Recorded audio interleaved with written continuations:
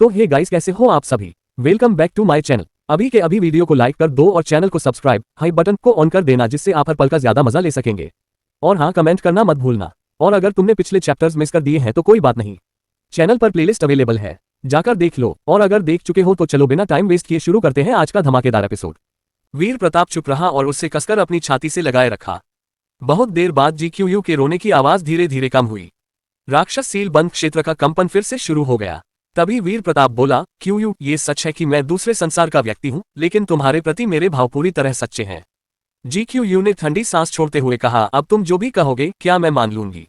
तुम झूठे हो। तुम मेरे पास सिर्फ इसलिए आए थे ताकि इस संसार में किसी को शक न हो, मुझे इस्तेमाल करके इस संसार की जानकारी इकट्ठा कर सको। अब उसे सब समझ आ गया था, इसलिए वीर प्रताप हमेशा इस संसार की बातें पूछता रहता था और यहाँ की हर चीज से अनजान दिखता था।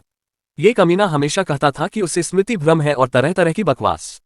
वह कितनी मूर्ख थी कि उसकी बातों पर विश्वास कर बैठी। जीक्यूयू आगे बोली, अब जब तुम्हारा काम पूरा हो गया तो मैं तुम्हारे लिए बेकार हो गई हूँ। कर दो जो करना है। हालांकि उसके सामने खड़ा वीर प्रताप सिर्फ पुतला था, लेकिन ये पुतला यिन यान क्षेत्र की शक्ति रखता था और वह सिर्फ सृष्टि क्षेत्र की साधक थी। उसके सामने वह कुछ भी नहीं कर सकती थी। इसके अलावा वीर प्रताप की असली पहचान जानकर उसका दिल बुरी तरह टूट गया था। अब वह सचमुच मरना चाहती थी और आगे होने वाली बातों का सामना नहीं करना चाहती थी। जीक्यूयू की बात सुनकर वीर प्रताप समझ गया कि उसका दिल गहराई से घायल हो गया है। इसलिए वह बोला, क्यूयू, तुम मेरी दाव साथी हो, मैं तुम्हें कभी नहीं मार सकता। जीक्यूयू ठंडे स्वर में बोली, अगर तुम मुझे नहीं मारोगे तो मैं तुम्हें मार दूंगी। हम शत्रु हैं। अब मैं तुमसे कुछ नहीं कहना चाहती और हमारा दाव साथी का रिश्ता यही खत्म। वीर प्रताप ने दृढ़ स्वर में कहा, यह फैसला तुम्हारा नहीं है। जब तक तुम एक दिन भी मेरी दाव साथी रही हो तब तक तुम हमेशा मेरी दाव साथी रहोगी। जीक्यूयू बोली, मैं तुम्हारी किसी भी झूठ पर अब कभी विश्वास नहीं करूंगी। मार दो मुझे। उसकी मौत की दृढ़ इच्छा देखकर वीर प्रताप बोला, ठीक है, मैं तुम्हारी इच्छा पूरी करता हूं और तुम्हें मरने देता हूं। वीर प्रताप की बात सुनकर जीक्यूयू के गालों पर फिर से आंसू बहने लगे। आखिरकार सपना टूटना ही था। लेकिन ठीक उसी पल जब जीक्यूयू मौत के लिए तैयार हो गई, वीर प्रताप ने फिर कहा, तुमने कभी मेरा असली शरीर नहीं देखा। अगर मरना ही है तो मरने से पहले मेरा असली रूप तो देख लो। जीक्यूयू ठंडे स्वर में बोली, क्या फायदा, असली रूप देख लेने से क्या बदल जाएगा, हम तो भाग्य से शत्रु हैं। वीर प्रताप बोला, फिर भी मायने रखता है, आखिर हम इतने लंबे समय से दाव साथी रहे हैं। अगर तुम मर भी जाओ और मेरे असली रूप को देखे बिना चली जाओ तो क्या ये तुम्हारे लिए बहुत बड़ा नुकसान नहीं होगा। जीक्यूयू कुछ कहने ही वाली थी कि अचानक उसके मन में ख्याल आया, हाँ, इस कमीने ने मुझे इतने लंबे समय तक धोखा दिया। अगर मैं मर भी जाऊं और उसके असली चेहरे को देखे बिना चली जाऊं तो भूत बनकर भी उससे ढूंढकर बदला कैसे लूंगी। जीक्यूयू ने कहा, ठीक है, तो मैं तुम्हारे असली शरीर के आने का इंतजार करूंगी। जब वह आएगा तो मैं अपना दानतियान फोड़कर खुद को नष्ट कर दूंगी और तुम्हारे असली शरीर के साथ साथ मर जाऊंगी। जीक्यूयू को थोड़ी देर के लिए शांत होते देख वीर प्रताप के होठों पर हल्की मुस्कान आ गई। अब उसे सिर्फ स्वर्गीय राक्षस को सुलझाना था, फिर जिया ज्ञान संसार की शक्तियों को डराकर काबू में लाना आसान हो जाएगा। उसके बाद सब कुछ और सरल हो जाएगा। इधर राक्षस सील बंद निषिद्ध क्षेत्र से निकलने वाली हलचल और तेज हो गई थी। ऊपर राक्षसी ऊर्जा लगातार इकट्ठा हो रही थी। निषिद्ध क्षेत्र से निकलने वाला भारी दबाव वहां मौजूद सभी शक्तियों के नेताओं के दिल में डर भर रहा था। कुछ कमजोर साधक तो उस दबाव से बेहोश होकर गिर पड़े। नानागोंद युए हुआ पीला पड़कर सील बंद क्षेत्र की दरारों को देख रही थी। उसके मन में भारी बेचैनी थी। ये स्वर्गीय राक्षस का दबाव था कितना भयानक। उसे अब शक होने लगा था कि स्वर्गीय राक्षस को छोड़ना सही फैसला था या गलत। अगर दूसरे संसार का आक्रमणकारी सचमुच राक्षस से कमजोर निकला और खुद उसका शिकार बन गया तो जियांग यांग संसार फिर भी राक्षस के हाथों नष्ट हो सकता था। उसी समय वीर प्रताप का असली शरीर दरार के पास खड़ा था और चुपचाप स्वर्गीय राक्षस के सील तोड़ने का इंतजार कर रहा था। कितनी ही देर बाद पर्वत की गहराई से काली किरणें ऊपर उठी और फिर एक जोरदार आवाज सीधे सबके मन में गूंज गई, हा हा हा हा, ये राक्षस आखिरकार सील से बाहर निकल आया। जियांग यांग संसार के चींटे, ये राक्षस तुम सबको मार डालेगा। उसकी बात खत्म होते ही स्वर्गीय राक्षसी ऊर्जा के विस्फोट हुए और ब्लैक मून शहर के ऊपर तैर रही उड़ने वाली नावें सैकड़ों मील दूर धकेल दी गईं। फिर पर्वत की गहराई से एक घना काला धुआं धीरे धीरे ऊपर उठा, जिसमें सूरज के आकार की दो लाल आंखें चमक रही थीं। यह दृश्य देखकर जियांग यांग संसार के साधकों के दिल में अकल्पनीय भय समा गया। वह भय काले धुएं की लकीरों में बदलकर सीधे उस काले धुएं में समा रहा था। स्वादिष्ट, सचमुच स्वादिष्ट, मेरा भोजन, डरो, कांपो। तभी एक संप्रदाय स्वामी ने गोंडवेलियानपेन से पूछा, गोंडगये मंडप स्वामी, क्या दूसरे संसार का वह आक्रमणकारी सचमुच स्वर्गीय राक्षस का मुकाबला कर सकता है। गोंडवेलियानपेन उस काले धुएं को उत्तेजित नजरों से देख रहा था। उसने संप्रदाय स्वामी के सवाल का जवाब नहीं दिया। उसी पल नानागोंड युएहुआ को कुछ गड़बड़ महसूस हुई। गोंडवेलियानपेन के चेहरे पर जरा भी डर नहीं था, उल्टा वह असामान्य रूप से उत्तेजित दिख रहा था, जैसे कोई और ही व्यक्ति हो गया हो। नानागोंग युएहुआ की भौहें सिकुड़ गईं। उसके मन में बहुत बेचैनी थी। क्या वे धोखा खा गए? क्या गोंडये लियांगपेंग ने उन्हें फंसाया है? जब नानागोंग युएहुआ ये सोच रही थी, तभी पर्वत की गहराई से एक युवक की आवाज आई। मैं तियानचेन संसार का संसार स्वामी हूँ और द एक्सियर राजवंश का सम्राट हूँ। जियांग यांग संसार की शक्तियों ने खुलेआम राक्षस सील बंद निषिद्ध क्षेत्र की सील तोड़कर स्वर्गीय राक्षस को छोड़ दिया है। राक्षस से सांठ गांठ की है और पूरे संसार के साधकों की दुश्मन बन गई है। यह अपराध कभी क्षमा नहीं किया जा सकता। ये सुनकर जियांग यांग संसार के साधक पूरी तरह स्तब्ध रह गए। यह आक्रमणकारी स्वर्गीय राक्षस को बहाना बनाकर खुद को न्याय का पक्ष दिखा रहा है। वे तो स्वर्गीय राक्षस को इसी आक्रमणकारी से लड़ाने के लिए छोड़ रहे थे और अब ये न्याय की तरफ खड़ा हो गया। उसी पल नानागोंग युएहुआ की आंखें खुल गईं। दूसरे संसार का आक्रमणकारी भले ही बिना किसी बहाने के आक्रमण कर सकता था, लेकिन बहाना मिल जाने पर पूरे जियांग यांग संसार को काबू में करना और भी आसान हो जाएगा। सोचिए, जियांग यांग संसार के आम लोग तो आक्रमणकारी के बारे में कुछ नहीं जानते। उनकी नजर में जियांग यांग संसार की बड़ी बड़ी शक्तियों ने मिलकर स्वर्गीय राक्षस की सील तोड़ी और दूसरे संसार के लोग सिर्फ राक्षस को मारने आए हैं। स्वर्गीय राक्षस हर साधक का दुर्स्वप्न था और जियांग यांग संसार की महान शक्तियां उसकी सील तोड़ रही हैं। साफ था कि कौन खलनायक है। अब दूसरे संसार के लोग न्याय की तरफ खड़े थे। जब वे आक्रमण करेंगे तो बहुत से आम लोग जो सच्चाई नहीं जानते उनके साथ खड़े हो जाएंगे। आम लोगों की नजर में संसार की बड़ी शक्तियां ने उन्हें धोखा दिया और दूसरे संसार वाले उन्हें बचाने आए हैं। यह नानागोंग युएहुआ का दिमाग अचानक घूमने लगा। उसे गोंडये लियांगपेंग की बात मानने पर पछतावा होने लगा। उसी समय सभी बड़ी शक्तियों के लोग भारी नाराजगी महसूस कर रहे थे। ये दूसरे संसार का आक्रमणकारी कितना बेशर्म है, हमें इस तरह बदनाम कर रहा है। सही कहा, साफ है कि इनका आक्रमण पहले हुआ, हमने तो सिर्फ उनका मुकाबला करने के लिए स्वर्गीय राक्षस छोड़ा। ये बुरी बात है। आम लोगों की नजर में तो हमने ही स्वर्गीय राक्षस छोड़ दिया। तभी स्वर्गीय राक्षस को पीछे से खतरा महसूस हुआ। उसने अचानक मुड़कर वीर प्रताप के बगल में खड़े यिन झेंगई को घूरा। यिन झेंगई को देखकर स्वर्गीय राक्षस जोर से हंसा। सील से बाहर निकलते ही रूपांतरण देवता क्षेत्र का स्वादिष्ट भोजन खुद ब खुद आ गया। स्वर्गीय राक्षस की बात सुनकर जियांग यांग संसार के लोग तंग गए। आखिरकार शुरू होने वाला है। अब जल्दी ही पता चल जाएगा कि स्वर्गीय राक्षस ज्यादा शक्तिशाली है या दूसरे संसार का आक्रमणकारी। जैसे ही स्वर्गीय राक्षस हमला करने वाला था, वीर प्रताप ने यिन झेंगे के बगल में खड़े होकर अपनी आध्यात्मिक शक्ति से आवाज फैलाई, मुझे बड़ा कौतूहल है, तुम्हें इस जगह पर कैसे सील किया गया था? वीर प्रताप की आवाज सुनकर स्वर्गीय राक्षस को पता चला कि रूपांतरण देवता क्षेत्र के साधक के बगल में एक और व्यक्ति भी है। जब स्वर्गीय राक्षस ने वीर प्रताप को देखा तो फिर हंसते हुए बोला, एक 10,000 नियम क्षेत्र का चीटा भी है। स्वर्गीय राक्षस की आवाज खत्म होते ही उसके शरीर से राक्षसी ऊर्जा छूट गई। काले धुएं से कई विशाल काले हाथ निकले और सीधे वीर प्रताप और यिन झेंगे की ओर झपटे। उसी पल जियांग यांग संसार की विभिन्न बड़ी शक्तियों के साधक पर्वत की गहराई की ओर ध्यान से देख रहे थे। स्वर्गीय राक्षसी ऊर्जा को अपनी ओर आते देख वीर प्रताप ने तुरंत राक्षस निवारण ध्वज निकाल लिया। उसे ज्यादा समय बर्बाद नहीं करना था, क्योंकि उसे अभी जीक्यू की मौत की इच्छा पूरी करनी थी। राक्षस निवारण ध्वज निकालते ही स्वर्गीय राक्षस को तुरंत कुछ गड़बड़ महसूस हुई। यह क्या है? स्वर्गीय राक्षस की आवाज में साफ कंपकंपी थी। स्वर्गीय राक्षस की आवाज सुनकर जियांग यांग संसार के साधक स्तब्ध रह गए। स्वर्गीय राक्षस डर गया। स्वर्गीय राक्षस सचमुच डर गया। स्वर्गीय राक्षस कैसे डर सकता है? स्वर्गीय राक्षस, जो किसी भी साधक के सामने कभी नहीं डरता था, सील में बंद होने पर भी विद्रोही बना रहता था। फिर भी क्या लोग स्वर्गीय राक्षस की आवाज में डर महसूस कर सकते हैं? तभी वीर प्रताप मुस्कुराते हुए बोला, ये तुम्हें तुम्हारे मूल ब्रह्मांड में वापस भेजने के लिए है। धन्यवाद देने की जरूरत नहीं। उसकी बात खत्म होते ही राक्षस निवारण ध्वज से सुनहरी चमक निकली और जैसे ही वह प्रकाश स्वर्गीय राक्षसी ऊर्जा को छुआ, वो तुरंत शुद्ध होकर गायब हो गई। ये दृश्य देखकर स्वर्गीय राक्षस पूरी तरह घबरा गया। प्रतिक्रिया करते हुए वह काले धुएं के रूप में बदल गया और ब्लैक मून शहर की ओर भागने लगा। स्वर्गीय राक्षस को ब्लैक मून शहर की ओर भागते देख जियांग यांग संसार के साधक एकदम सफेद पड़ गए। बुरी बात, स्वर्गीय राक्षस हमारी ओर आ रहा है। सब भागो, स्वर्गीय राक्षस सचमुच हमारी ओर आ रहा है। क्षण भर में सभी बड़ी शक्तियां हलचल में पड़ गईं। जैसे ही स्वर्गीय राक्षस ब्लैक मून शहर के ऊपर से उड़कर जाने वाला था, अचानक वीर प्रताप का शरीर उसके सामने प्रकट हो गया और उसका रास्ता रोक लिया। वीर प्रताप बोला, मैं तुम्हें दया करके वापस भेज रहा था और तुम कृतज्ञता नहीं दिखा रहे। स्वर्गीय राक्षस गर्जा, मनुष्य, इस राक्षस को ज्यादा मत उकसाओ। वीर प्रताप ने और ज्यादा शब्द बर्बाद नहीं किए। उसने फिर से राक्षस निवारण ध्वज सक्रिय कर दिया। राक्षस निवारण ध्वज की सुनहरी रोशनी स्वर्गीय राक्षस के शरीर पर पड़ी और उसकी राक्षसी ऊर्जा नंगी आंखों के सामने तेजी से घुलने लगी। ये दृश्य देखकर जियांग यांग संसार के साधक एकदम स्तब्ध रह गए।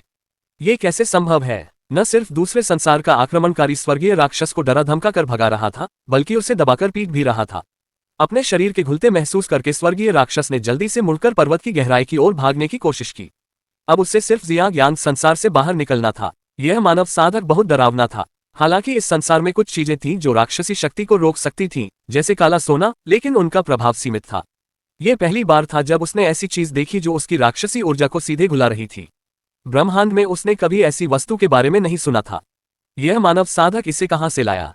बहुत भयानक। स्वर्गीय राक्षस को फिर से दूसरे संसार के व्यक्ति से डरकर भागते देख ज्ञान संसार के साधक एक बार फिर हैरान रह गए। तुम स्वर्गीय राक्षस हो? एक स्वर्गीय राक्षस एक मानव साधक से इस तरह डरकर भाग रहा है, क्या तुम्हें स्वर्गीय राक्षस कहलाने का भी अधिकार है? स्वर्गीय राक्षस के व्यवहार से ज्ञान संसार के साधक अनुमान लगा चुके थे कि अंत क्या होने वाला है। जो स्वर्गीय राक्षस एक साधक से इस कदर डर जाए, इसका मतलब था कि उस साधक के पास पूर्ण प्रभुत्व वाली शक्ति है।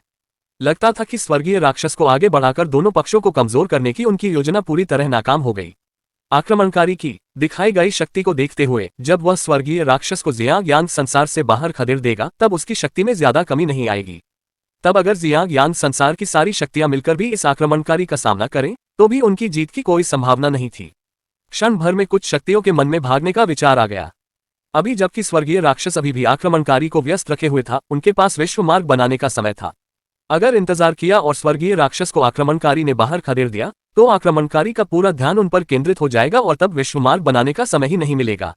जैसे ही स्वर्गीय राक्षस विश्व बाधा की दरार के पास पहुंचने वाला था, वीर प्रताप ने तेजी से ईश्वर हत्या तलवार निकाली और अपनी सारी आध्यात्मिक शक्ति इकट्ठी कर ली। बर्फ 8 स्तर की तलवार। क्षण भर में पूरा राक्षस सीलबंद पवित्र क्षेत्र जम गया। आसमान भी जैसे जम गया हो। पल भर में राक्षस सीलबंद पवित्र क्षेत्र के पर्वत सफेद बर्फ से ढक गए और ठंडी बर्फीली भूमि में बदल गए। और स्वर्गीय राक्षस हवा में जमकर रह गया। वह जमाव से छूटने की कोशिश कर रहा था, लेकिन वीर प्रताप ने उसे मौका नहीं दिया। अगले ही पल 8 तलवार की किरणें स्वर्गीय राक्षस के शरीर को पार कर गईं। स्वर्गीय राक्षस का शरीर तुरंत बर्फ के कणों में बदल गया। उसकी राक्षसी ऊर्जा और स्वर्गीय राक्षसी शक्ति भी तुरंत बिखर गई और दोबारा कभी नहीं जमा हो सकी। स्वर्गीय राक्षस आमतौर पर अमर माने जाते हैं। ज्यादातर उन्हें सिर्फ सील किया जा सकता है। चाहे उन्हें 1000 टुकड़ों में काट भी दिया जाए, वे फिर से जी उठ सकते हैं। लेकिन राक्षस दफन मंत्र और राक्षस निवारण ध्वज के संपर्क में आने के बाद स्वर्गीय राक्षस की शक्ति बुरी तरह दब गई थी। अगर उसका असली शरीर मारा जाए तो उसमें रहने वाली शक्ति तुरंत बिखर जाती है और वह दोबारा राक्षसी शरीर नहीं बना सकता। स्वर्गीय राक्षस के शरीर को हवा में इस तरह बिखरते देख ज्ञान संसार की सभी बड़ी शक्तियों के साधक अपनी उड़ने वाली नावों पर जड़ हो गए। एक ही तलवार के वार से स्वर्गीय राक्षस का अंत। जिस स्वर्गीय राक्षस को उनके पूर्वजों ने भारी कीमत देकर सील किया था, उसे दूसरे संसार के आक्रमणकारी ने एक तलवार के वार से मार डाला। यह दूसरे संसार का आक्रमणकारी कितना शक्तिशाली है। गोंगये लियानपेन वहीं जड़ होकर खड़ा रह गया। उसके चेहरे पर भय का भाव साफ दिख रहा था। नानागोंग युएहुआ ने सिर घुमाकर गोंगये लियानपेन के चेहरे को देखा। उसकी भौहें सिकुड़ गईं। वह कुछ कहने ही वाली थी कि एक संप्रदाय स्वामी ने गोंगये लियानपेन से कहा, गोंगये मंडप स्वामी, मुझे अभी एक बहुत जरूरी काम याद आ गया। मैं पहले चला जाता हूँ। संप्रदाय स्वामी की बात खत्म होते ही उसने अपने संप्रदाय के बड़े बुजुर्गों और शिष्यों को साथ लेकर अपनी उड़ने वाली नाव मोड़ ली और भागने लगा। जब स्वर्गीय राक्षस को भी दूसरे संसार के आक्रमणकारी ने मार दिया, तो वे उसका सामना कैसे कर सकते थे? इसके अलावा स्वर्गीय राक्षस को छोड़ने वाली यही शक्तियां थीं। ये खबर जल्दी ही पूरे ज्ञान संसार में फैल जाएगी। तब उनकी बड़ी शक्तियों की बदनामी हो जाएगी। दूसरे संसार के शत्रु के हमला करने से पहले ही इस संसार के लोग उनके खिलाफ हो जाएंगे। ज्ञान संसार में अब उनके लिए कोई जगह नहीं बची थी। अगर वे अब अपने अपने इलाकों में लौटकर बड़ी श्रेणी सक्रिय करें और विश्व द्वार बनाकर भाग जाएं, तो शायद समय रहते बच सकते हैं। अगर एक पल भी देरी हुई और दूसरे संसार का आक्रमणकारी उनके पीछे पड़ गया, तो भागने का कोई मौका नहीं रहेगा। किसी को भागते देखकर दूसरी शक्तियां भी तुरंत भागने की होड़ में शामिल हो गईं। गोंगये लियानपेन खुद भी जैसे गहरी नींद से जागा हो। उसने तियानजी मंडप के शिष्यों को वहीं छोड़ दिया और पल भर में गायब हो गया। गोंगये लियानपेन के गायब होते ही ज्ञान संसार की रक्षा पंक्ति पूरी तरह टूट गई। ब्लैक मून शहर के ऊपर का आकाश हलचल में भर गया। बहुत सी उड़ने वाली नावें एक दूसरे से टकरा गईं। द एक्सियर सेना अभी तियानचेन संसार से आई भी नहीं थी कि ज्ञान संसार के कई साधक उड़ने वाली नावों के टकराव में मारे गए। हर कोई सिर्फ जल्दी से भागने की सोच रहा था, कोई दूसरे को आक्रमणकारी के सामने रोककर रखे ताकि उन्हें विश्व द्वार बनाने का मौका मिल जाए। यह दृश्य देखकर नानागोंग युएहुआ के मन में भारी पीड़ा हुई। उसने सिंहासन हासिल करने में अभी थोड़ी ही राहत पाई थी और अब कुछ ही सालों में सब कुछ हाथ से निकलने वाला था। उसने नानागोंग किंग्या की ओर देखा और मन से संदेश भेजा, किंग्या, स्थिति हमारे बस से बाहर हो गई है। हमें जाना होगा। मेरे साथ चलो, दोनों मिलकर विश्व द्वार जल्दी बना लेंगे। पहले नानागोंग युएहुआ को डर था कि कहीं लोग जान न जाए कि नानागोंग किंग्या, वह स्त्री राक्षसी, उसकी बहन है। लेकिन अब स्थिति बदल गई थी। ज्ञान संसार के नष्ट होने वाला था। अब इन छोटी छोटी बातों की परवाह करने की जरूरत नहीं थी। एक बार वे ज्ञान संसार से बाहर निकल गए तो उनका पद, प्रतिष्ठा, सब कुछ चला जाएगा। नए संसार में सब कुछ शुरू से करना पड़ेगा। अब दूसरों की राय की चिंता करने की जरूरत नहीं थी। नानागोन युएहुआ का मन का संदेश सुनकर नानागोन किंग्या ने तुरंत सिर घुमाकर उसकी ओर देखा और मन से जवाब दिया, ठीक है। थोड़ी देर बाद नानागोन युएहुआ और नानागोन किंग्या की उड़ने वाली नावें तेजी से ज़ियाओ राजवंश की ओर उड़ चली। दूर से ये सब देख रहा वीर प्रताप ज़ियाओ संसार की शक्तियों को इस तरह बिखरते देखकर मुस्कुरा दिया। ठीक वैसा ही हुआ जैसा उसने सोचा था। जब तक स्वर्गीय राक्षस उसके हाथों मारा जाएगा, ज़ियाओ संसार की शक्तियां डरकर भागेंगी। उसे 10,000 नियम क्षेत्र के साधकों के विश्वद्वार बनाकर भागने से कोई ऐतराज नहीं था। दरअसल संसार की बड़ी शक्तियों का भाग जाना उसके लिए पूरे ज़ियाओ संसार पर शासन करना और भी आसान बना देगा। इसके अलावा बिना किसी विरोध के पूरे ज़ियाओ संसार को जीतने में उसे कम समय और कम मेहनत लगेगी। इसलिए वह तो चाहता भी था कि सबसे शक्तिशाली लोग भाग जाएं। वह उन्हें विश्वद्वार बनाने का मौका भी देने वाला था। इस समय ब्लैक मून शहर में भारी अराजकता फैली हुई थी। स्वर्गीय राक्षस एक तलवार के वार से नष्ट हो गया था और ज़ियाओ संसार की सबसे बड़ी शक्तियां भी भाग रही थीं। ये साफ संकेत था कि दूसरे संसार की शक्तियां ज़ियाओ संसार से कहीं ज्यादा मजबूत हैं। ब्लैक मून शहर के साधक भी भागने लगे। जल्दी ही शहर में सिर्फ बूढ़े, कमजोर, बीमार और अक्षम लोग रह गए। आकाश में साधकों को इस तरह हड़बड़ाकर भागते देख जीक्यूयू जड़ होकर खड़ी रह गई। तो क्या ज़ियाओ संसार गिर गया? जीक्यूयू ने वीर प्रताप और स्वर्गीय राक्षस के बीच का युद्ध तो अपनी आंखों से नहीं देखा था, लेकिन बड़ी बड़ी शक्तियों को इस तरह भागते देखकर वह अनुमान लगा चुकी थी कि क्या हुआ होगा। उसी समय वीर प्रताप का पुतला जीक्यूयू की कमर को कसकर पकड़े हुए था। उसने उसके कान के पास फुसफुसाकर कहा, ज़ियाओ संसार की बड़ी शक्तियों ने खुद स्वर्गीय राक्षस की सील तोड़ दी। इससे मुझे ज़ियाओ संसार पर हमला करने का अच्छा मौका मिल गया। वीर प्रताप की बात सुनकर जीक्यूयू के मन में भारी द्वंद्व उठ खड़ा हुआ। वह भी स्वर्गीय राक्षस को छोड़ने का विरोध करती थी। भले ही विदेशी आक्रमणकारी आ रहे हों, लेकिन उसकी नज़र में स्वर्गीय राक्षस अभी भी साधकों का सबसे बड़ा दुश्मन था। अब जब ज़ियाओ संसार की बड़ी शक्तियां मिलकर स्वर्गीय राक्षस को छोड़ चुकी हैं, तो भले ही वे कहें कि उन्होंने आक्रमणकारियों से लड़ने के लिए राक्षस छोड़ा, लेकिन ज्यादातर आम लोगों की नज़र में उनका ये काम पूरे ज़ियाओ संसार को नष्ट करने जैसा था। अगर इस समय दूसरे संसार की सेना ज़ियाओ संसार में घुसकर स्वर्गीय राक्षस को मार दे तो वह संसार के लिए एक बड़ी आफत से छुटकारा दिला देगी। इसके अलावा अब जब बड़ी शक्तियां बिना किसी विरोध के भाग गई हैं, तो ज़ियाओ संसार के लोगों के मन में इन शक्तियों के प्रति और भी घृणा बढ़ गई है। ऐसी स्थिति में जब दूसरे संसार की सेना अंदर आएगी तो बहुत सी छोटी शक्तियां खुद ब खुद समर्पण कर देंगी। कह सकते हैं कि ज़ियाओ संसार अब वीर प्रताप का हो चुका है। बाकी सिर्फ कब्जा लेने की प्रक्रिया बची है। ज़ियाओ संसार की गद्दार बनकर दूसरे संसार के आक्रमणकारी वीर प्रताप का साथी बनकर जीक्यूयू के मन में भारी पीड़ा हो रही थी। कमबख्त, यह मरने वाला झूठा इतना शक्तिशाली निकला। जिसके पास इतनी शक्ति है, उसके सामने सृष्टि क्षेत्र में दानतियान फोड़कर खुद को नष्ट करने से भी शायद उसे कोई नुकसान न पहुंचे। वह गद्दार बनकर ज़ियाओ संसार में सदैव कलंकित रहेगी। उसी समय स्वर्गीय राक्षस को मारने के बाद वीर प्रताप ने तुरंत अपने पुतले के माध्यम से तियानचेन संसार की सेना को संदेश भेज दिया कि वे ज़ियाओ संसार में प्रवेश कर जाएं। जल्दी ही एक के बाद एक उड़ने वाली नावें, जिन पर महान सम्राट साम्राज्य का झंडा लहरा रहा था, विश्व बाधा की दरार से गुजरकर इस संसार में आ गईं। जब पहली महान सम्राट नाव ब्लैक मून शहर के आकाश में पहुंची तो जीक्यूयू का मन पूरी तरह टूट गया। आकाश में उन अनजाने झंडों को देखकर उसने वीर प्रताप के पुतले से कहा, अब तुम अपना काम कर सकते हो। वीर प्रताप ने बेफिक्र स्वर में जवाब दिया, जल्दी क्या है? ये कहते हुए वीर प्रताप को अचानक कुछ याद आ गया। वह मुस्कुराते हुए बोला, मैं तुम्हें 2 विकल्प देता हूं, एक तो अभी मर जाना, दूसरा मुझको भूल जाना और फिर मर जाना। वीर प्रताप की बात सुनकर जीक्यूयू के दिल में एक तीखा दर्द उठा। यह मरने वाला झूठा कहता तो था कि उससे प्यार करता है, लेकिन अंत में उसे मारने की ही सोच रहा था। अब उसे मौत से कोई डर नहीं था, लेकिन वीर प्रताप का धोखा और उसके प्रति उसका रवैया मौत से भी ज्यादा दर्द दे रहा था। जीक्यूयू बोली, अगर तुम्हारे पास मेरी स्मृति मिटाने का तरीका है तो कर दो। दर्द और उथल पुथल में मरने से बेहतर था कि वह इस झूठे को भूलकर बिना कुछ जाने मर जाए। वीर प्रताप ने कहा, थोड़ी देर रुको, जल्दी ही मेरे लोग तुम्हारे लिए वह आध्यात्मिक चाय लेकर आएंगे जो तुम्हें सब कुछ भुला देगी। ये सुनकर जीक्यूयू ने आंखें हल्की सी बंद कर ली और चुपचाप इंतजार करने लगी। बहुत देर बाद आकाश में तैर रही एक उड़ने वाली नाव से सफेद वस्त्र पहने एक स्त्री नीचे कूदी। उसके हाथ में एक चाय की केतली और एक प्याला था। जब जीक्यूयू ने उस स्त्री की आभा महसूस की तो उसने आंखें फिर से खोली। सामने एक बेहद खूबसूरत और गरिमामय स्त्री खड़ी थी, जैसे कोई स्वर्ग से उतरी अप्सरा हो। जीक्यूयू पल भर के लिए चौंक गई। जैसा उसने सोचा था, इस मरने वाले झूठे के आसपास कभी सुंदर स्त्रियों की कमी नहीं रही, लेकिन अब ये सब उसके लिए कोई मायने नहीं रखता था। आखिर वह मरने वाली थी। बाय किंकिंग ने एक प्याला चाय डाला और जीक्यूयू को आगे बढ़ाते हुए कहा, यह सम्राट की भेंट है। अपने सामने रखे चाय के प्याले को देखकर जीक्यूयू ने सिर घुमाकर अपने बगल में खड़े वीर प्रताप के पुतले को देखा। क्या यही वह आध्यात्मिक चाय है जो मुझे तुम्हें भुला देगी? वीर प्रताप बोला, हाँ, जैसे ही तुम इसे पी लोगी तुम्हें मेरे बारे में सारी यादें तुरंत मिट जाएंगी। वीर प्रताप की बात पूरी होते ही जीक्यूयू ने अपना नाजुक हाथ बढ़ाया। जैसे ही उसकी पतली उंगलियां प्याले को छूने वाली थी, उसकी बाह अनायास कांपने लगी। क्या सचमुच उसे इस झूठे को भूल जाना है? उसी पल उसके मन में वीर प्रताप के साथ बिताए पल घूमने लगे, उसके जीवन के सबसे खुशहाल पल। पहले वह सिर्फ साधना में डूबी रहती थी। उसे कभी प्यार का एहसास ही नहीं हुआ था जब तक वीर प्रताप नहीं आया। हालांकि शुरू में वह वीर प्रताप के पास राक्षस निवारण तलवार विधि के लिए गई थी, लेकिन उसके साथ समय बिताते बिताते उसे समझ आ गया था कि वह वीर प्रताप से अलग नहीं हो सकती। उसका चेहरा बार बार उसके मन में आ जाता था। जब वीर प्रताप उसके पास नहीं होता तो उसकी नजर हमेशा उसे ढूंढती रहती। जब जीक्यूयू ने बाई किंग के हाथ से प्याला लेने में देरी की तो वीर प्रताप मुस्कुराते हुए बोला, क्या हुआ? क्या मुझे भूलने का मन नहीं कर रहा? इसका मतलब है कि तुम्हारे मन में मेरे लिए अभी भी भावनाएं बाकी हैं। वीर प्रताप की बात सुनकर जीक्यूयू होश में आए। उसने अपने चांदी जैसे दांत भींच लिए और बाई किंग के हाथ से प्याला छीन लिया। फिर उसने वीर प्रताप को घूरकर गुस्से से कहा, तुम बस एक झूठे कमीने हो। गाली देते हुए जीक्यूयू ने एक सांस में पूरी चाय पी ली। ड्रैगन फीनिक्स चाय पीते ही जीक्यूयू ने सिर ऊपर उठाया और फिर से उसकी आंखों के कोनों से आंसू बहने लगे। सब खत्म हो गया, सब कुछ खत्म हो गया। उसका वीर प्रताप से रिश्ता खत्म हो गया और उसकी जिंदगी भी। कितनी ही देर बाद जीक्यूयू ने अचानक आंखें खोल दी। उसने सिर घुमाकर वीर प्रताप के पुतले को देखा। उसकी आंखों में भ्रम का भाव उभरा।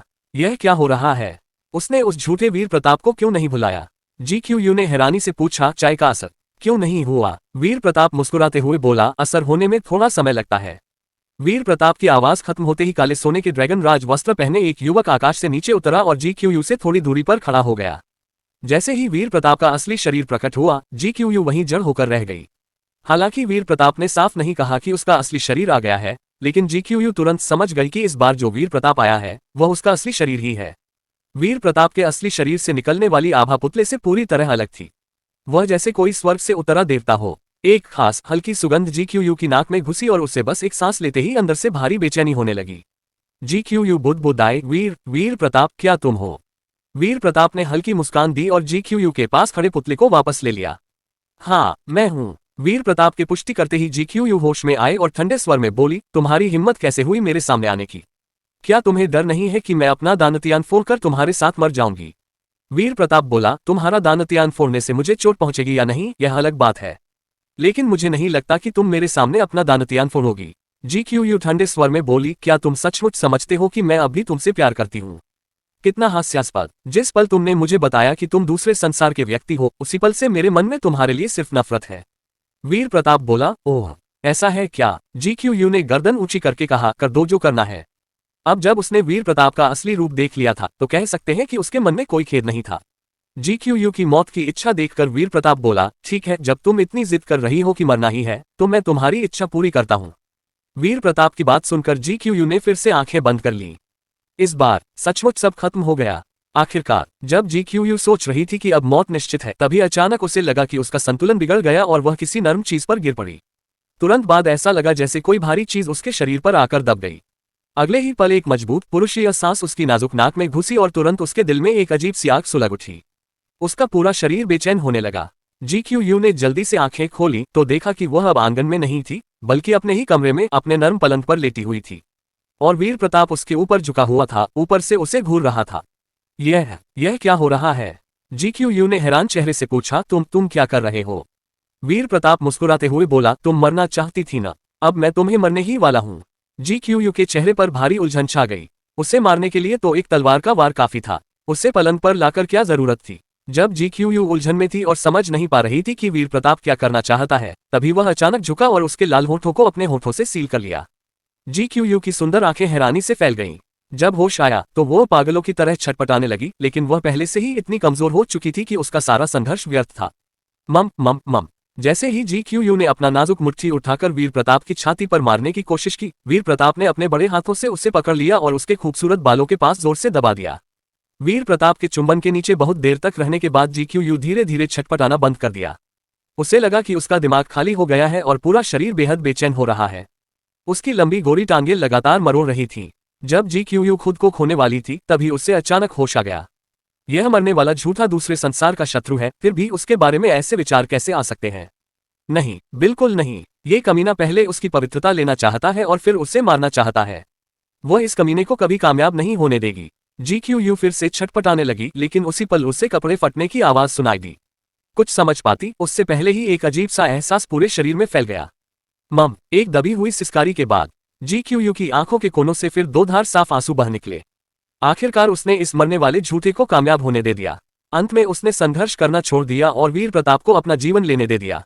ज़िशियाओ राजवंश साम्राज्य महल के नीचे नानागोंग युएहुआ एक गोलाकार पत्थर के मंच के सामने खड़ी थी और गहरी सोच में डूबी हुई लग रही थी। सृष्टि क्षेत्र की सम्राट बनने के बाद उसने कभी विश्व मार्ग बनाने की कोशिश नहीं की थी और उससे इसकी कोई अनुभव नहीं था। सबसे बड़ी समस्या ये थी कि उसे पता नहीं था कि यह मार्ग किस संसार की ओर जाएगा। अगर मार्ग खुला और वह किसी बहुत खतरनाक संसार में पहुंच गई, जहां पहुंचते ही उनकी जान चली जाए, तो जियांग संसार में कहीं छिप जाना बेहतर होगा।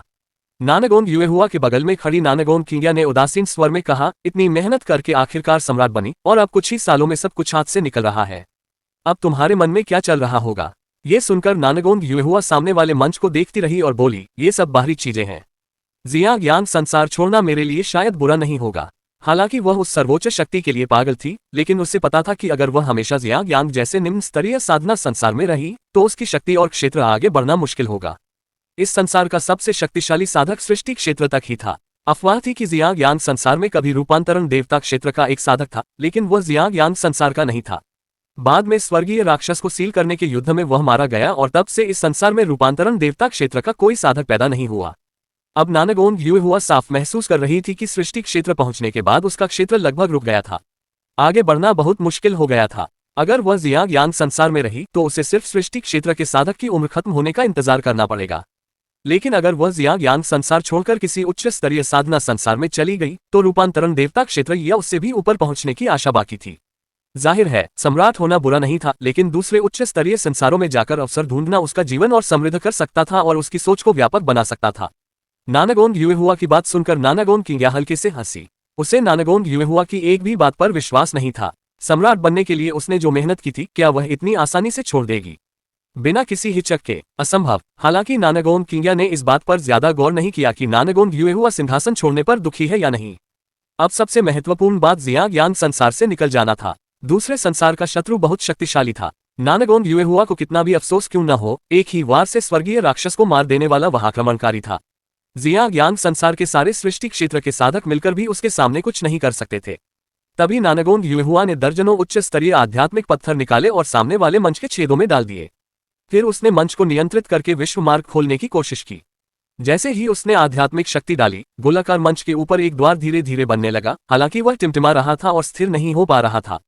नानागोंग युएहुआ तुरंत बोली, किंग्या। नानागोंग किंग्या तुरंत उसकी मंशा समझ गई और तेजी से गोलाकार मंच में अपनी आध्यात्मिक शक्ति डालने लगी। लेकिन आश्चर्य की बात यह हुई कि जितनी शक्ति वे दोनों डाल रही थीं, विश्व मार्ग का द्वार बनते बनते तेजी से टूट रहा था। नानागोंग युएहुआ की भौहें हल्की सी सिकुड़ गईं। यह क्या हो रहा है? हालांकि यह पहली बार था जब वह विश्व मार्ग बना रही थी और उसे कोई अनुभव नहीं था, लेकिन सृष्टि क्षेत्र की शक्ति और नानागोंग किंग्या की मदद से द्वार इतनी जल्दी नहीं टूटना चाहिए था। कुछ पल सोचने के बाद नानागोंग युएहुआ ने और दर्जनों उच्च स्तरीय आध्यात्मिक पत्थर निकाले और मंच के छेदों में डाल दिए। फिर उसने फिर से मंच में आध्यात्मिक शक्ति डाली। किंग्या, एक बार और कोशिश करते हैं। दोनों ने फिर से विश्व मार्ग बनाने की कोशिश की, लेकिन नतीजा पहले जैसा ही रहा। द्वार बनते बनते तुरंत टूट जाता था और स्थिर नहीं हो पाता था। अगर द्वार स्थिर नहीं हुआ तो वे दूसरों को जियांग संसार से बाहर नहीं ले जा सकेंगी। सिर्फ वे दोनों ही द्वार के खुलते ही क्षण भर में संसार छोड़ सकती थीं।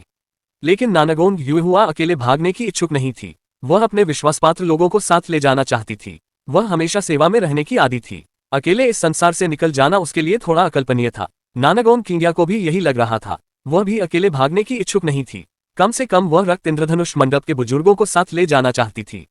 जीक्यूयू को आखिरकार समझ आ गया कि वीर प्रताप ने मरने की बात क्यों कही थी और फिर उसे कमरे में क्यों ले आया था। वह सचमुच मर गई थी, बस पूरी तरह नहीं मरी थी। उसकी जान तो अभी भी बाकी थी, सिर्फ उसका दिमाग आराम से मर चुका था। जीक्यूयू ने मन ही मन अपने भावों को दबाने की बहुत कोशिश की। वह गिरना नहीं चाहती थी। उसने वीर प्रताप की चाल को अच्छी तरह समझ लिया था। ये बेईमान झूठा बस इसी तरीके से उसे गिराना चाहता था, फिर उसे अपनी दासी बना लेना चाहता था ताकि वह मौत की बात न करे। नहीं, वह इस धोखे को कभी कामयाब नहीं होने देगी। वह इस आनंद में और नहीं खो सकती। उसे सतर्क रहना होगा। जीक्यूयू ने अपने अंदर की उथल पुथल को शांत करने की पूरी कोशिश की, लेकिन चाहे जो करे, शरीर की हर अनुभूति उसके दिमाग तक पहुंच ही रही थी। जल्दी ही वह फिर से मानसिक रूप से बेहोश होने लगी। अंदर कहीं गहरे सिर्फ एक ही जागरूकता बची थी, मैं खत्म हो गई। जीक्यूयू के दिल को अब अच्छी तरह पता चल चुका था कि वीर प्रताप कामयाब हो गया है। अब वह इस बेईमान झूठे से अलग नहीं हो सकती थी। वह उसे पहले से ही पसंद करती थी। भले ही वीर प्रताप ने उसे धोखा दिया हो, लेकिन उसके प्रति उसके भाव झूठ बोलने भर से गायब नहीं हो गए थे। अब जब वीर प्रताप उसके साथ ऐसा व्यवहार कर रहा था तो उसके प्रति उसका लगाव और भी गहरा हो गया था। ठीक उसी पल जब GQ का दिमाग पूरी तरह उलझा हुआ था, अचानक वीर प्रताप की आवाज उसके कान में गूंजी, QU, क्या तुम मर गई? वीर प्रताप की छिड़ती हुई आवाज सुनकर GQ अचानक होश में आ गई।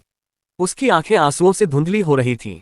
वीर प्रताप का चेहरा साफ नहीं दिख रहा था, लेकिन उसे पता था कि इस समय वीर प्रताप जरूर बहुत संतुष्ट मुस्कुरा रहा होगा। GQ ने दांत भींचकर ठंडे स्वर में कहा, तुम मत समझो कि इससे मैं तुम्हारे सामने झुक जाऊंगी। मैं कभी, उफ, मुझे हल्के से मत लो। हालांकि मुंह से वह कह रही थी कि वह कभी नहीं झुकेगी, लेकिन GQ खुद अच्छी तरह जानती थी कि अब उसे ये फर्क नहीं पड़ता था कि वीर प्रताप दूसरे संसार का है या नहीं। वीर प्रताप अपनी गतिविधि जारी रखते हुए GQ के खूबसूरत चेहरे को देखता रहा और बोला, QU, हालांकि मैं दूसरे संसार का हूं और हमारे पद थोड़े विरोधी हैं, फिर भी मैं जियांग यांग संसार पर हमला करने के बारे में ज्यादा बहाने नहीं बनाऊंगा। लेकिन तुम्हारे प्रति मेरे भाव सच्चे हैं। मैंने कभी तुम्हें नुकसान पहुंचाने की सोची भी नहीं। GQ ने ठंडी हंसी हंसकर कहा, तुम हमेशा कहते हो कि तुम मुझे प्यार करते हो। क्या तुम मुझे इस संसार से जाने दोगे? वीर प्रताप ने जवाब दिया, यह नहीं हो सकता। मैं तियानचेन संसार का संसार स्वामी हूँ। जब मैंने सेना भेज दी है तो मुझे तियानचेन संसार की शक्तियों और द एक्सियर सेना के सैनिकों को जवाब देना होगा। GQ बोली, कैसा प्यार, तुम तो बस मुझे अपनी दासी बनाना चाहते हो। GQ की बात पूरी होते होते वीर प्रताप ने अचानक उसकी पतली टांग पकड़ ली और उसे अपनी गोद में खींचकर पलट दिया। GQ ने दांत भींच लिए। ये बेईमान झूठा प्यार का दावा तो करता है, लेकिन फिर भी उसके साथ तरह तरह के तरीके आजमाता रहता है। सचमुच इस आदमी की नजर में वह सिर्फ एक खिलौना है। वीर प्रताप आगे बोला, QU, मैं तुम्हें वादा करता हूं, अगर जियांग यांग संसार की बड़ी शक्तियां मेरे साथ गठबंधन करने को तैयार हो जाएं, तो मैं जियांग यांग संसार में नरसंहार नहीं करूंगा। इसके अलावा मैं उन्हें काफी समय दूंगा सोचने का। अगर वे 10,000 नियम क्षेत्र के साधक इस संसार से जाना चाहें तो मैं उन्हें विश्वद्वार बनाने का पूरा समय दूंगा। द एक्सियर सेना फिलहाल ब्लैक मून शहर में ठहरेगी। हम आधे महीने बाद तक विभिन्न बड़ी शक्तियों पर हमला करने के लिए सेना नहीं भेजेंगे। वीर प्रताप की बात सुनकर पलंग पर लेटी GQ चुप हो गई। उसके लिए चाहे वीर प्रताप कुछ भी कहे, ये बात नहीं बदल सकती कि वह दूसरे संसार का आक्रमणकारी है। हालांकि अगर वीर प्रताप सचमुच जो कह रहा है वह करे, यानी समर्पण करने वालों पर कोई नरसंहार नहीं, तो यह जियांग यांग संसार के लिए अच्छी खबर होगी। जब GQ ने कोई जवाब नहीं दिया तो वीर प्रताप ने अपनी गति और सख्त कर दी। GQ अनायास ही एक हल्की सी सिसकारी निकाल बैठी। फिर बोली, तुम जो कुछ भी कर रहे हो उसका मुझसे कोई लेना देना नहीं। GQ अपनी जगह अच्छी तरह जानती थी। वह एक मामूली व्यक्ति थी। उसके पास संसार स्वामी जैसे वीर प्रताप से बातचीत करने की हैसियत नहीं थी। इसके अलावा अब वह खुद को वीर प्रताप की सिर्फ एक खिलौना समझती थी, जिसे अपनी जान मौत पर भी नियंत्रण नहीं था। वीर प्रताप का वादा क्या काम आएगा? भले ही वह वादा करे, वीर प्रताप अपना वादा तोड़ भी सकता है। इसके अलावा वीर प्रताप की इतनी भारी शक्ति के सामने अगर वह अपना वादा तोड़कर जियांग यांग संसार में नरसंहार भी शुरू कर दे तो कोई उससे रोक नहीं सकता। 10,000 नियम क्षेत्र के साधक भी भाग चुके हैं। अब जियांग यांग संसार में कोई ऐसा नहीं बचा जो वीर प्रताप का मुकाबला कर सके। पूरे जियांग यांग संसार को एक करने में उससे बस थोड़ा समय लगेगा। GQ की बात सुनकर वीर प्रताप झुका और अपनी छाती को उसके गोरे पीठ से सटा दिया। फिर उसके कान में फुसफुसाया, तो क्या तुम अब भी मरना चाहती हो? इस पर GQ का नाजुक शरीर हल्का सा कांप गया। फिर उसने ठंडे स्वर में कहा, भले ही तुम मुझे न मारो, जब तुम मुझे छोड़ दोगे तो मैं खुद अपनी जान ले लूंगी। तुम मुझे अपनी दासी नहीं बना पाओगे। वीर प्रताप हल्के से हंसा, ठीक है, जब तुम अभी भी मरना चाहती हो तो मैं तुम्हें फिर से मरने देता हूं। इसके बाद वीर प्रताप ने युन शियान और सुहान पर जो तरीके आजमाए थे वही GQ पर आजमाने शुरू कर दिए। जल्दी ही GQ और सहन नहीं कर पाए। वीर प्रताप की राक्षसी आवाज उसके मन में गूंजी, अब मर गई। GQ विद्रोह करना चाहती थी, लेकिन उसकी चेतना अब उसके बस में नहीं थी। वह बुदबुदाई, मैं मर रही हूँ। वीर प्रताप आगे बोला, प्रिय कहकर सुनाओ। अनजाने में ही GQ बोली, प्रिय आह। अब GQ के पास सिर्फ सृष्टि क्षेत्र की साधना शक्ति बची थी। वीर प्रताप के तरीके 10,000 नियम क्षेत्र के साधकों के लिए बनाए गए थे।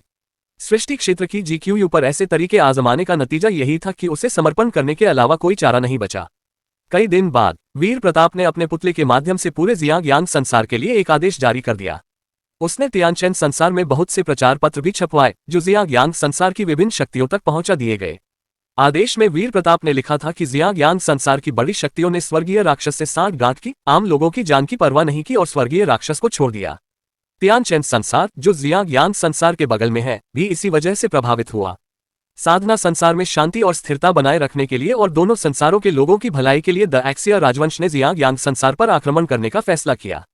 अब जब स्वर्गीय राक्षस को द एक्सिय राजवंश ने मार दिया है तो जिया ज्ञान संसार में बचे हुए राक्षस साधकों को फिर से स्वर्गीय राक्षस से सांठ-गांठ करने से रोकने और संसार को खतरे में डालने से बचाने के लिए द एक्सिय राजवंश ने पूरे जिया ज्ञान संसार को अपने शासन में लाने का फैसला किया है। उन शक्तियों को सोचने का कुछ समय दिया जाएगा। अगर वे स्वेच्छा से द एक्सिय राजवंश के सामने समर्पण कर दें और अपने इलाकों से राक्षस साधकों को साफ कर दें तो द एक्सिय राजवंश उनकी राक्षसों से सांठ-गांठ की जिम्मेदारी नहीं लेगा। वीर प्रताप के आदेश जारी होते ही जिया ज्ञान संसार की बड़ी शक्तियों द्वारा स्वर्गीय राक्षस को छोड़ने की खबर पूरे संसार में तेजी से फैल गई। आधे महीने से भी कम समय में जिया ज्ञान संसार के आम लोग दो गुटों में बढ़ गए। कुछ लोग मानते थे कि संसार की बड़ी शक्तियां तियानचेन संसार के आक्रमणकारियों का मुकाबला करने के लिए स्वर्गीय राक्षस छोड़ रही हैं। दूसरे लोग कहते थे कि चाहे कुछ भी हो जाए, बड़ी शक्तियों को कभी भी स्वर्गीय राक्षस नहीं छोड़ना चाहिए था। साफ है कि वे उच्च क्षेत्र में पहुंचने के लिए राक्षस से सांठ-गांठ कर रहे हैं। वे आम लोगों की जान की परवाह नहीं करते, बस राक्षस के गुलाम बन गए हैं। ज्यादातर आम लोगों के लिए स्वर्गीय राक्षस को छोड़ना एक अक्षम्य अपराध था। आखिर स्वर्गीय राक्षस क्या है? वह तो साधकों और इंसानों को अपना भोजन बनाने वाला राक्षसी प्राणी है, मानव जाति का प्राकृतिक दुश्मन। ऐसी शक्तियों ने राक्षस छोड़ा तो या तो वे पागल हो गए हैं या फिर राक्षस के साथ मिल गए हैं। आक्रमणकारियों से लड़ने के लिए राक्षस छोड़ना, कितना हास्यास्पद बहाना। अगर राक्षस आक्रमणकारियों को हरा दे और उन्हें निगल ले तो उसकी शक्ति और बढ़ जाएगी। फिर जिया ज्ञान संसार के सारे इंसान राक्षस के भोजन बन जाएंगे। कम से कम दूसरे संसार के आक्रमणकारी तो इंसान हैं, वे इंसानों को भोजन नहीं बनाएंगे। राक्षस के द्वारा कैद होकर पोषण बनने की बजाय वे दूसरे संसार के शासन को स्वीकार करने को तैयार हैं। कुछ समय के लिए जिया ज्ञान संसार में बड़ी शक्तियों को सजा देने की मांग जोर पकड़ने लगी। उसी समय जिशियाओ राजवंश भूमिगत महल। नानगोन युएहुआ ने हाथ में पकड़े घोषणा पत्र को देखकर ठंडी हंसी हंसी और बोली, ये द एक्सियर सम्राट सचमुच चालाक है, उल्टा हम पर ही आरोप लगा रहा है। नानगोन किंग्या ने बगल से कहा, उसका मकसद है बिना एक सैनिक खोए पूरे जिया ज्ञान संसार को हड़प लेना। नानगोन किंग्या की बात सुनकर नानगोन युएहुआ थोड़ी चौंक गई। उसे अचानक कुछ याद आ गया। गोंडे लियांगपेंग ने उसे बताया था कि दूसरे संसार के आक्रमणकारी जिया ज्ञान संसार को नष्ट कर देंगे, इसलिए वह गोंडे लियांगपेंग की बात मानकर स्वर्गीय राक्षस को सक्रिय रूप से छोड़ने को तैयार हो गई थी। लेकिन अब सोचने पर लग रहा था, अगर सम्राट सचमुच जिया ज्ञान संसार को नष्ट करना चाहता तो क्या उसे ऐसी चाल चलने की जरूरत थी? क्या वह महान सम्राट सेना लेकर सीधे बड़ी शक्तियों को कुचल नहीं सकता था? सम्राट एक तलवार के वार से स्वर्गीय राक्षस को मार सकता है। जिया ज्ञान संसार की बड़ी शक्तियों को कुचलना उसके लिए कोई मुश्किल काम नहीं है। वीर प्रताप का ये व्यवहार जिया ज्ञान संसार को नष्ट करने वाला आक्रमण नहीं लग रहा, बल्कि साधना संसाधनों पर नियंत्रण पाने की कोशिश लग रही है। अगर शुरू से ही उसे पता होता कि वीर प्रताप संसाधनों के लिए आ रहा है तो वह गोंडे लियांगपेंग के साथ मिलकर कभी स्वर्गीय राक्षस नहीं छोड़ती। नानगोन युएहुआ की नजर में संसार को नष्ट करना और संसार पर नियंत्रण करना दोनों में जमीन आसमान का अंतर है। अब उसे साफ समझ आ गया था कि गोंडे लियांगपेंग ने उसे धोखा दिया है। ये सोचकर नानगोन युएहुआ ने हाथ की घोषणा पत्र में आध्यात्मिक शक्ति डाल दी। पल भर में वह राख हो गया। उसकी नजर फिर सामने वाले गोलाकार मंच पर पड़ी। सम्राट शायद चाहता है कि हम सृष्टि क्षेत्र के साधक खुद इस संसार से चले जाएं। इससे उसे पूरे जिया ज्ञान संसार पर आसानी से कब्जा करने में मदद मिलेगी। ये कहते हुए नानगोन युएहुआ के चेहरे पर मिले जुले भाव थे। दूसरों को सम्राट ने खुद निकल जाने का मौका दे रखा है, लेकिन उन्होंने जो विश्व मार्ग बनाया है वह अभी भी स्थिर नहीं हो पा रहा। तभी नानगोन किंग्या बोली, अगर सचमुच नहीं बन पा रहा तो छोड़ दो। हालांकि नानगोन किंग्या अकेले जाना नहीं चाहती थी, लेकिन उनका बना हुआ द्वार लोगों को ले जाने लायक नहीं था। अगर वे और देरी करते रहे और सम्राट हमला कर दिया तो भागने का मौका भी नहीं मिलेगा। नानगोन युएहुआ चुप हो गई। वह इतनी आसानी से हार मानना नहीं चाहती थी। ठीक उसी पल एक दासी अचानक पत्थर के कक्ष में प्रकट हुई। उसके हाथ में 2 पत्र थे। उसने कहा, सम्राट, द एक्सियर का दूत 2 पत्र लेकर आया है, एक आपके नाम का और एक नानगोन संप्रदाय स्वामी के नाम का। ये सुनकर दोनों बहनें हैरान रह गईं, दोनों के नाम अलग अलग पत्र। उन्हें पत्र क्यों भेजा गया? नानगोन युएहुआ ने हाथ हिलाया और दासी के हाथ से दोनों पत्र उसके पास आ गए। उसने देखा कि एक पर उसका नाम और दूसरे पर नानगोन किंग्या का नाम लिखा था। नानगोन युएहुआ ने किंग्या वाले पत्र उसे थमा दिया और खुद अपना पत्र तुरंत खोलकर पढ़ने लगी कि सम्राट ने क्या लिखा है। पत्र पढ़ते पढ़ते नानगोन युएहुआ की भौहें हल्की सी सिकुड़ गईं और उसके चेहरे पर गंभीर भाव आ गए। नानगोन युएहुआ को परेशान देखकर नानगोन किंग्या और भी उत्सुक हो गई। उसने अपना पत्र खोलकर पहले पैराग्राफ तक पढ़ा। यह नानगोन किंग्या पहले पैराग्राफ पढ़कर स्तब्ध रह गई। ये तो स्वीकारोक्ति का पत्र था। दोनों को अब समझ आ गया कि ब्लैक मून शहर में जो वीर प्रताप उनसे मिला था वह असल में सम्राट का पुतला था। इसलिए पहली मुलाकात में उन्हें उसका दिल की धड़कन महसूस नहीं हुई थी। उन्होंने पुतले की संभावना पर गौर ही नहीं किया था, क्योंकि इतनी उन्नत पुतला विद्या उनके संसार में सुनी भी नहीं गई थी। पत्र पढ़ने के बाद नानगोन युएहुआ ने ठंडी सांस छोड़ी और पत्र को जला दिया। फिर उसने नानगोन किंग्या की ओर देखा। किंग्या के चेहरे पर भी वही हैरानी देखकर उसे अंदाजा हो गया कि उसके पत्र में भी लगभग वैसी ही बात लिखी होगी। नानागोंग किंग्या ने पत्र पढ़कर खत्म किया, लेकिन उसे जला नहीं दिया।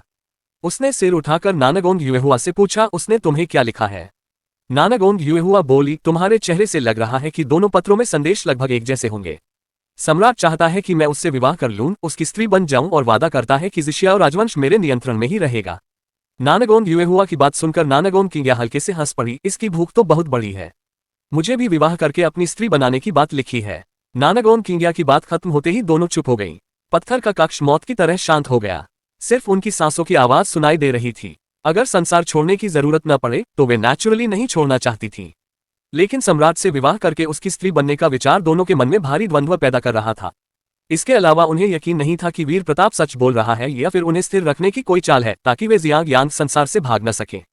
अगर सिर्फ विवाह करके उसकी स्त्री बनना हो तो शायद ठीक हो, लेकिन अगर वीर प्रताप उन्हें सिर्फ साधन के रूप में इस्तेमाल करना चाहता है। उनके क्षेत्र में साधक अब सिर्फ रूप रंग देखकर नहीं सोचते।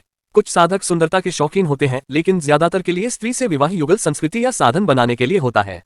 एक तलवार से स्वर्गीय राक्षस मारने वाला इतना शक्तिशाली व्यक्ति उन्हें विवाह का प्रस्ताव दे रहा है, ये बात उन्हें थोड़ी अविश्वसनीय लग रही थी।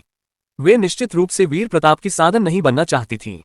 जब दोनों चुपचाप सोच में डूबी हुई थीं, तभी एक और दासी कक्ष में आए और बोली, सम्राट, बाहर द एक्सिया का एक दूत मिलना चाहता है। दासी की बात सुनकर नानागोंग युएहुआ होश में आए और तुरंत पूछा, उस व्यक्ति की साधना क्षेत्र क्या है? दासी ने जवाब दिया, सिर्फ सृष्टि क्षेत्र। नानागोंग युएहुआ बोली, उसे राज उद्यान में हमारे सामने ले आओ। जी सम्राट। दासी की आवाज खत्म होते ही वह तुरंत गायब हो गई। दासी के चले जाने के बाद नानागोंग युएहुआ बोली, चुनकी दूत भेजा गया है, तो चलो देखते हैं क्या चल रहा है। हमें बड़ा कौतूहल है कि सम्राट क्या चाल चल रहे हैं। ये कहकर नानागोंग युएहुआ सीधे राज उद्यान की ओर चली गई। नानागोंग किंग्या को भी बहुत उत्सुकता थी कि वीर प्रताप क्या करना चाहता है, इसलिए वह भी राज उद्यान में उसके साथ चली गई। दोनों बहनें राज उद्यान पहुंचने के बाद ज्यादा देर नहीं हुई कि दासी महान सम्राट का कथित दूत लेकर आ गई। जैसे ही दूत राज उद्यान में कदम रखा, मंडप में बैठी नानागोंग युएहुआ और नानागोंग किंग्या एकदम स्तब्ध रह गईं। होश में आते ही दोनों ने तुरंत अपनी आध्यात्मिक शक्ति छोड़ दी। उनके चेहरे गंभीर हो गए और मुद्रा ऐसी हो गई जैसे कोई भयानक शत्रु सामने खड़ा हो। उन्होंने कभी सपने में भी नहीं सोचा था कि महान सम्राट का दूत असल में वीर प्रताप खुद होगा। नहीं, नानागोंग युएहुआ ने तुरंत समझ लिया कि राज उद्यान में घुसा यह वीर प्रताप सिर्फ सृष्टि क्षेत्र की साधना शक्ति रखता है, इसलिए ये या तो पुतला है या फिर उसका मुख्य शरीर नहीं है। नानागोंग युएहुआ और नानागोंग किंग्या को इतना तनावग्रस्त देखकर वीर प्रताप के होंठ हल्के से मुड़ गए और एक हल्की मुस्कान उभर आए। फिर बोला, दोनों अप्सराओं को इतना घबराने की जरूरत नहीं। हमारी मुलाकात पहली बार तो नहीं हो रही। उनके सामने खड़े वीर प्रताप की साधना क्षेत्र को फिर से जांचकर नानागोंग युएहुआ ने पूछा, क्या ये तुम्हारा पुतला है? वीर प्रताप बोला, हाँ। शुरू में हमने सोचा था कि पुतले को भेजना शायद ईमानदारी के खिलाफ लगेगा, लेकिन हम ये भी चिंतित थे कि अगर हमारा असली शरीर सीधे ज़िशियाओ राजवंश आ जाए तो दोनों को डर लग सकता है। अगर दोनों अप्सराएं सोचती हैं कि हमें ईमानदारी की कमी है तो हम अभी आ सकते हैं। नानागोंग युएहुआ ने जल्दी से कहा, कोई जरूरत नहीं। सम्राट एक तलवार के वार से स्वर्गीय राक्षस मार सकता है। अगर उसका असली शरीर यहाँ आ गया तो शायद उन्हें भागने का भी मौका न मिले। तभी नानागोंग किंग्या ने पूछा, हम जानना चाहते हैं कि सम्राट ने पत्र में जो लिखा है उसमें कितना सच है और कितना झूठ। वीर प्रताप के विवाह का प्रस्ताव उन्हें पूरी तरह विश्वास नहीं था। उनके क्षेत्र के स्तर पर कोई स्त्री सिर्फ सुंदरता के लिए कैसे विवाह कर सकता है? जरूर वीर प्रताप का कोई छिपा मकसद है, बस ये साफ नहीं कि वह क्या चाल चल रहा है। वे शक कर रही थी कि कहीं वीर प्रताप उन्हें साधन बनाने या सिर्फ खिलौना बनाने तो नहीं चाहता।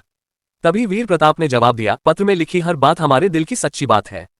हम दोनों अप्सराओं को सचमुच पसंद करते हैं। ये सुनकर नानागोंग युएहुआ ठंडी हंसी हंसी, क्या सम्राट हमें मूर्ख समझते हैं? सम्राट की शक्ति के सामने किस तरह की स्त्री नहीं मिल सकती, फिर आप हमें क्यों पसंद करेंगे? वीर प्रताप मुस्कुराते हुए बोला, तुम सही कह रही हो तियानचेन, संसार में हमारा एक शब्द काफी है। अनगिनत स्त्रियां खुशी खुशी हमसे विवाह करने को तैयार हो जाएंगी, लेकिन हम किसी भी स्त्री से विवाह नहीं करते। सिर्फ वही स्त्री जो हमारे दिल को छू ले, हम उससे विवाह करते हैं। और दोनों अप्सराएं हमारे दिल को छू गई हैं। नानागोंग युएहुआ ने व्यंग्य से कहा, सम्राट ने ये शब्द बहुत सी स्त्रियों से पहले भी कहे होंगे। नानागोंग किंग्या भी बगल से बोली, हम न तो युवती हैं और न ही कोई बैंगनी सम्राट। क्या आप समझते हैं कि हम आपकी इन बातों पर विश्वास कर लेंगे? वीर प्रताप बोला, मुझे पता है कि तुम विश्वास नहीं कर रही। मेरे क्षेत्र के स्तर पर भावनाओं की बात करना सचमुच बचकाना लगता है, फिर भी जो मैं कह रहा हूं वह दिल से कह रहा हूं। तुम दोनों अप्सराएं विश्वास करें या न करें, ये तुम्हारा फैसला है। हमने तुम्हें विश्व मार्ग बनाने का काफी समय भी दिया है। अगर जाना चाहो तो किसी भी समय जा सकती हो। अगर तुम मेरी बात पर विश्वास करने को तैयार हो तो विवाह के बाद जियांग संसार का प्रबंधन तुम दोनों को सौंप दिया जाएगा। वीर प्रताप की बात सुनकर नानागोंग युएहुआ और नानागोंग किंग्या चौंक गईं। अचानक उन्हें सम्राट का असली मकसद समझ में आने लगा। जिया ज्ञान संसार का प्रबंधन उन्हें सौंपना मतलब सम्राट यहाँ लंबे समय तक नहीं रहना चाहता और शायद वह सिर्फ जिया ज्ञान संसार तक सीमित नहीं रहना चाहता। जब वह पर्याप्त संसारों पर शासन कर लेगा तभी वह जीते हुए संसारों का प्रबंधन दूसरों को सौंपेगा। सम्राट राजनीतिक विवाह के जरिए उन्हें अपने साथ बांधना चाहता है ताकि वे जिया ज्ञान संसार संभाले और वह आगे दूसरे संसारों पर विजय प्राप्त करता रहे। अगर यही उसका मकसद है तो ये पूरी तरह संभव है। चाहे कोई भी संसार हो, उच्च स्तरीय राजनीतिक गठबंधन में अक्सर सबसे प्राचीन तरीका ही इस्तेमाल होता है। वीर प्रताप की स्त्री बन जाना मतलब राजनीतिक गठबंधन बन जाना। हालांकि उन्होंने अनुमान लगा लिया कि वीर प्रताप शायद सच बोल रहा है, फिर भी उनके मन में उसके प्रति सतर्कता बनी हुई थी। आखिर ये तय नहीं था कि वीर प्रताप अपना वादा तोड़ेगा या नहीं। एक बार वे सचमुच रहने का फैसला कर लें तो वे कटिंग बोर्ड पर रखी मछली की तरह पूरी तरह वीर प्रताप के अधीन हो जाएंगी। दोनों स्त्रियों को चुप देखकर वीर प्रताप आगे बोला, मैं यूं कहता हूं, अगर मैं तुम्हें जोर जबरदस्ती रखना चाहता तो स्वर्गीय राक्षस को मारने वाले दिन ही रख लेता। उसके बाद दूध भेजने की जरूरत ही नहीं पड़ती। अभी भी अगर मैं तुम्हें रखना चाहूं तो यह मेरे लिए आसान काम है। मैं तुमसे विनम्रता से इसलिए बात कर रहा हूं क्योंकि मुझे भविष्य में पूरे जिया ज्ञान संसार को स्थिर करने के लिए तुम दोनों की जरूरत है। जिया ज्ञान संसार को जीतना मेरे लिए सिर्फ शुरुआत है। मेरा असली सफर सितारों और समुद्रों के बीच है। वीर प्रताप की आवाज खत्म होते ही नानागोन युएहुआ और नानागोन किंगिया ने एक दूसरे की ओर देखा। सचमुच सम्राट की शक्ति को देखते हुए स्वर्गीय राक्षस मारने वाले दिन ही वह जिया ज्ञान संसार की बड़ी शक्तियों को रोक सकता था। उसने उन्हें जाने दिया, ये साफ था कि उसने जानबूझकर ऐसा किया। इसी तरह उसने दोनों बहनों को भी जाने दिया। और चूंकि वीर प्रताप का पुतला जिशियाओ राजवंश के महल के बाहर तक बिना किसी को पता चले पहुंच सकता है तो उसका असली शरीर तो और भी आसानी से आ सकता है। यानी अगर वह जोर से उन्हें रोकना चाहे तो यह उसके लिए बहुत आसान है। शायद वीर प्रताप का असली शरीर अभी भी जिशियाओ राजवंश की राजधानी में कहीं छिपा हो जिसका उन्हें पता भी न हो। ये सोचकर दोनों बहनों के माथे पर ठंडा पसीना आ गया। अगर उन्होंने इनकार कर दिया तो सम्राट क्या करेगा ये कहना मुश्किल था। फिर भी होश में आने के बाद नानागोन युएहुआ ने वीर प्रताप के पुतले को देखा। स्वर्गीय राक्षस मारने वाले दिन उसने वीर प्रताप के असली रूप को साफ नहीं देखा था। पुतला वीर प्रताप बेहद सुंदर था। उसे नहीं पता कि असली शरीर भी वैसा ही है या नहीं। हालांकि उनके क्षेत्र में दाव साथी चुनते समय सबसे पहले व्यक्तिगत लाभ देखा जाता है, लेकिन जिशियाओ राजवंश की सम्राट होने के नाते नानागोन युएहुआ को एक बूढ़े से विवाह करने में थोड़ी अनिच्छा थी। तो चलिए दोस्तों, आज के लिए बस इतना ही। अगर आपको यह वीडियो अच्छी लगी हो और आप इसके नए एपिसोड जल्दी देखना चाहते हो तो लाइक करें, चैनल को सब्सक्राइब करें और कमेंट में कुछ भी लिख दें। तो चलिए दोस्तों, वीडियो यहीं खत्म करते हैं। बाय बाय, फिर मिलेंगे।